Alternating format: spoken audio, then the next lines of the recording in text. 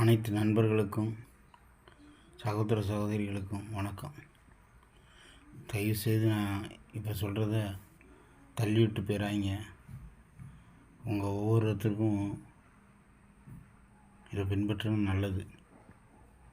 நம்ம குழந்தைய வளர்க்கும்போது நம்ம நல்லா இருப்போம், நல்லா வசதியாக கூட இருக்கலாம். அப்போ வளர்க்கும் போது அது கேட்டதெல்லாம் வாங்கி கொடுத்து அதுகளை செல்லமாக வளர்ப்போம். ஆனால் நமக்கு திடீர்னு ஒவ்வொரு நேரம் அதிலிருந்து ஏற்றம் இறக்கம் வரும்.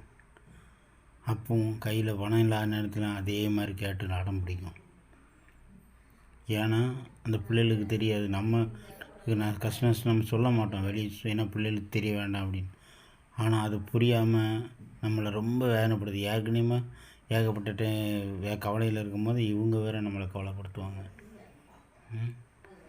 நம்ம காலத்தில் ஒரு வேளை சாப்பாடு கிடைச்சாலே போதும், சுடுசோறு ஒரு வேளை தான் சாப்பிடுவோம், அது கிடைச்சாலே போதும்னு வாழ்ந்த காலம் அது. நம்ம அம்மா அப்பாவுக்கு அவ்வளோ பயந்து வாழ்ந்தோம். இப்போ பிள்ளைங்க பயமும் இல்லை, சொல்கிற பேச்சு கேட்குறதும் இல்லை. எவ்வளோ வேதனைப்படுத்துகிறாங்க தெரியுமா இப்போ பசங்க. நம்ம சொன்னால் அவங்க புரிய மாட்டேங்குது, வீட்டோட கஷ்ட நஷ்டம் தெரிய மாட்டேங்குது. தயவுசெய்து வீட்டோட கஷ்ட நஷ்டம் தெரிஞ்சு வளரட்டும் பிள்ளைங்க. இங்கே கேட்ட உடனே நம்ம பிள்ளை கேட்டுட்டேன்னு வாங்கி கொடுத்து அந்த பிள்ளைங்களை கெடுத்து குட்டிச்சவரை ஆக்காதீங்க.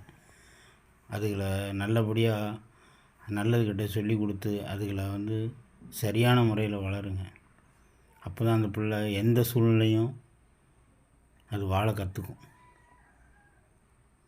தயவுசெய்து இன்னும் செல்லம் கொடுக்காதீங்க. ரொம்ப குழந்தைங்களுக்கு செல்லம் கொடுத்து அதுகளுக்கு கேட்டதெல்லாம் வாங்கி கொடுத்து கெடுக்காதீங்க.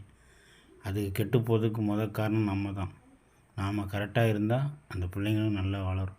தயவுசெய்து இதை கண்டிப்பாக செய்யுங்க. நன்றி, வணக்கம்.